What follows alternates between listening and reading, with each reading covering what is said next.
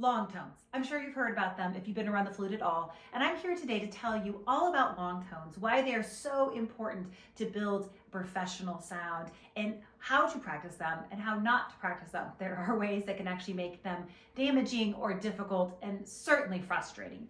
My name is Jennifer. I'm a professional flutist. I teach at University of Missouri, St. Louis, and I also play in a professional duo with my husband, Matt, who's a pianist. And I would love to share with you some of the knowledge that I've received from decades of flute instruction from some of the best teachers in the world and help you along on your own flute journey. So today we're talking about de la Sonorite. De la Sonorite is in some ways, the gold standard for long tones and sound exercises by Marcel Moïse. Moïse was part of that French flute school that I talked about in our last video. Why is de la Sonorite so important? Well, in many ways, Moïse decided to write down some of the tradition to develop the flute sound. And what I mean by that is it goes through a very specific system, starting with the long tone exercise that I just played for you, and working through exercises in the low octave and suppleness of tone, and then finally in this amazing octave variation where we have lots of intervals going up and down, and I love that exercise. We're going to talk about that today as well. But what makes these so valuable, and why do most teachers, if not all teachers and band directors and orchestra conductors and everyone, encourage their wind players to play long tones? Well, there's a couple really important things that are happening when you are playing a long tone. The first one is you are listening for and striving for the best flute sound possible. And I mentioned this in a blog that I wrote recently. You can't know that sound unless you listen to great flute players. So I encourage you to go on YouTube, find your favorite flute players, go to live concerts, study with great teachers. So hear as many great flute players as possible, because the more your ears are trained to know what to listen for, the better you can practice in the studio as you're listening for your sound in long tones. But what's actually happening here? First off, when we play the first note of this long tone exercise, which is number one, starts on a B natural like I just did, and Moïse says that's like the easiest note on the flute. It might be, it might not be for you, but it's a really nice place to start, and it goes down chromatically, step by step. What are we listening for? We're listening for an openness of sound. We're listening for purity in intonation. We are listening for a smoothness in the slur between the B natural and the A sharp. So everything has to be very clean and beautiful. In fact, he puts a repeat sign after each two-note segment. And that's on purpose because he wants you to listen the first time and change things you don't like so that you can go back and do that before moving on. This can become a little tedious.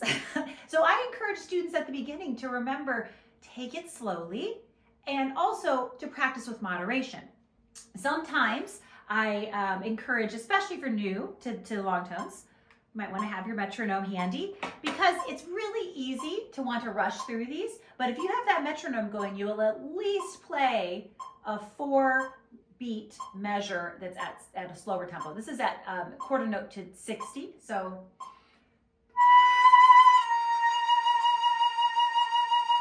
and then in between each one, this is really important, take a full breath. This is also a chance to work on breathing. So not only are you working on an openness of sound and listening for what that is, and we'll talk about that in a moment, but you're also working on breathing and making sure that you're breathing deeply, that you're not breathing high from your chest, but instead you're expanding that rib cage. So what really is an open sound? I want to make sure to address that before we continue.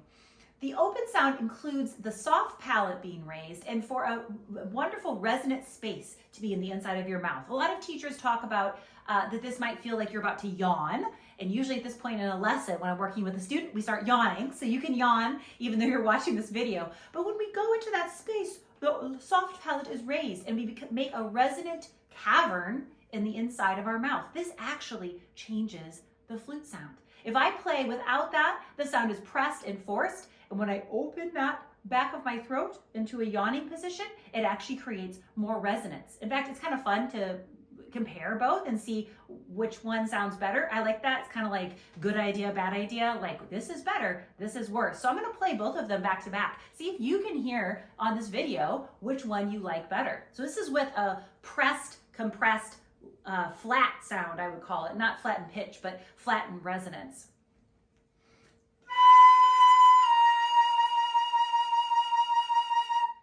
That's pretty much a flute sound I don't want, right? So instead, we want to have an open resonant space, and it's really gets back to opening the throat and having that warm. I think of like cathedrals or places where you have really good acoustics. You're looking to make those acoustics inside your mouth, which is pretty awesome.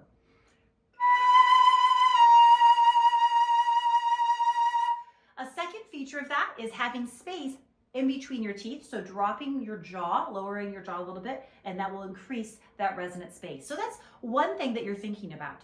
When you practice long tones, this is not a mindless exercise. I'm not playing these while flipping through Facebook or looking out the window. I mean, this is something that we are actively doing. So while I'm practicing, I'm going to listen for that sound. Am I really relaxed? Do I have a resonant space? I'm going to feel at my body and really check in, clue in physically. Do I have any tension? Am I like really tense and tight, or am I relaxed? Because even this part of my body, my entire body really does affect my flute sound. Great flutists, you'll recognize when they play, they have just complete ease when they're playing. They are natural, they are relaxed. And that's what we are striving for when we're listening and playing through these long tones. So as you go, you're your own teacher. You're listening to yourself as you play. And it's really important to remember. I just want to make sure that you hear this point.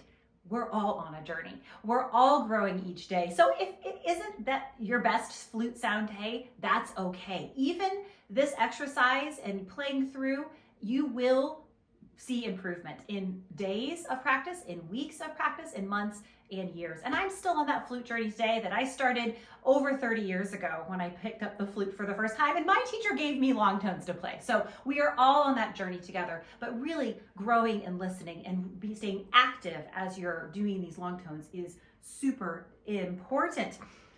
Secondly, I believe very strongly, and this is something that many of my teachers helped me to practice and to build, that you should play long tones with and without vibrato. So as a flutist, we expect, and specifically in the classical method, looking at music from the classical period through contemporary music, the expected flute sound is to have a sound with vibrato. This is not true for clarinets and some other woodwinds, but we do have that expectation. We'll talk about vibrato in a different lesson entirely, but today we want to make sure that we're practicing and able to play each long tone series with and without vibrato. There are several reasons for this. The first reason is that I listen for a purity of tone. If I have vibrato going on, it can sometimes blur what that tone is and what really is happening.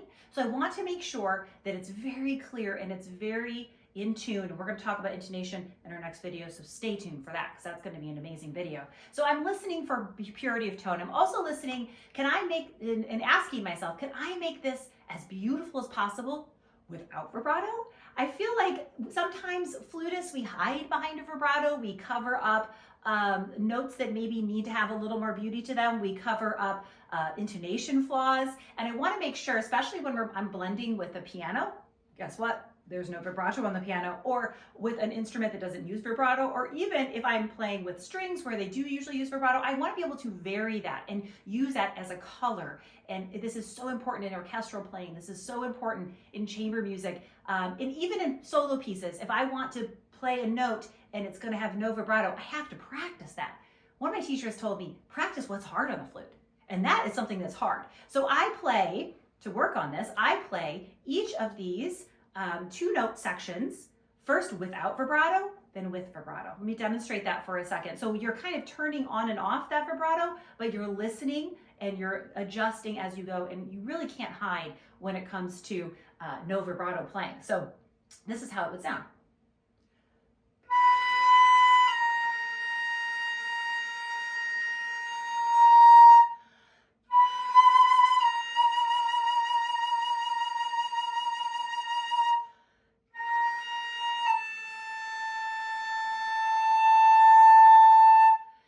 Unusual to play that way, but it's so important. I remember I was studying in Vienna decades ago in college, And my instructor in Vienna, who played principal in the Vienna Philharmonic, he constantly wanted me to use less vibrato in my playing. And I was so grateful that I had practiced this way and I could turn it off and I could change. You might have a conductor that doesn't like some of the vibrato you're doing or wants you to change on a note. You have to be able to do that color. So that's another thing that I definitely practice with my long tones.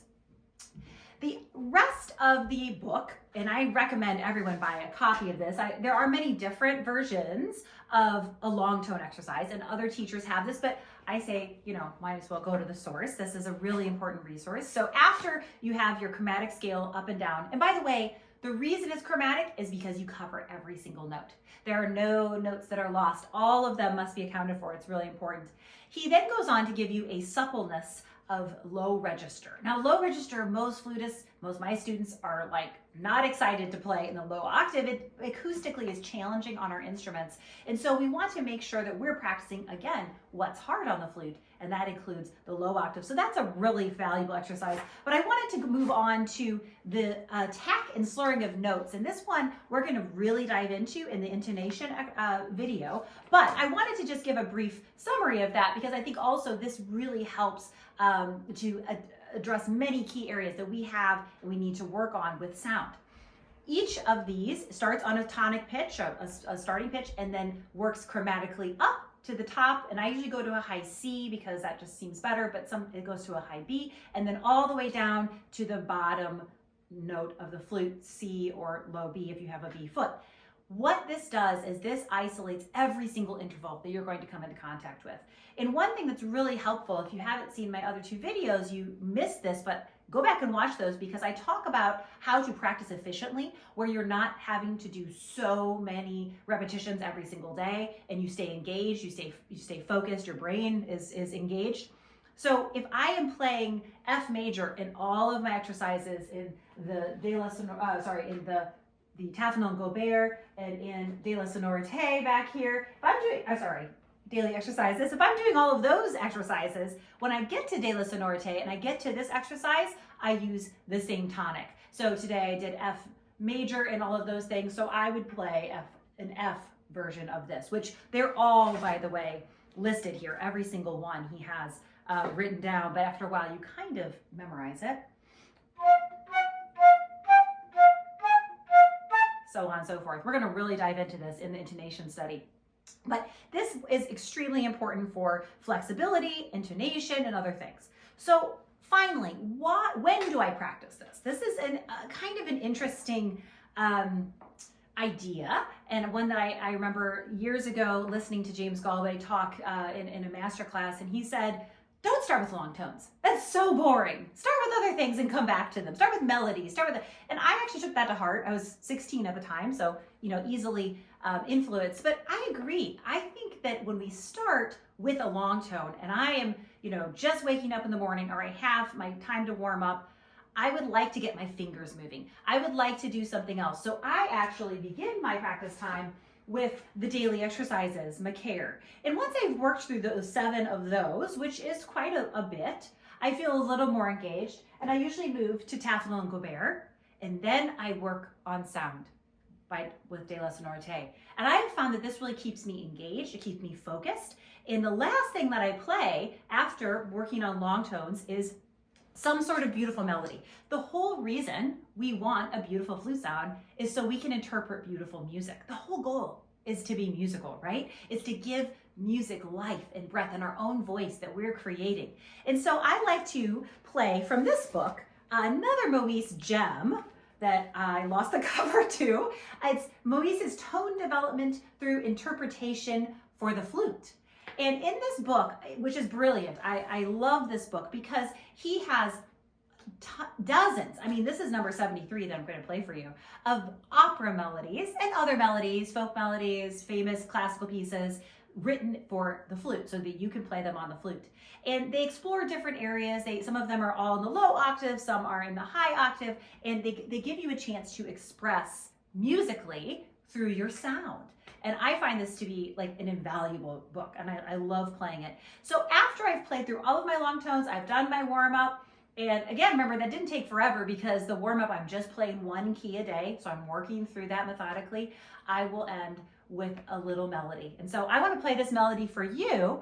As you listen, think about how you practice long tones, and please leave comments. Let me know what you think of this video. We appreciate your subscribing to this channel. There will be more content like this, and we'll also have more of our great Mazzoni duo videos, so don't be concerned that that goes away because we're going to still use that. But how do you practice long tones?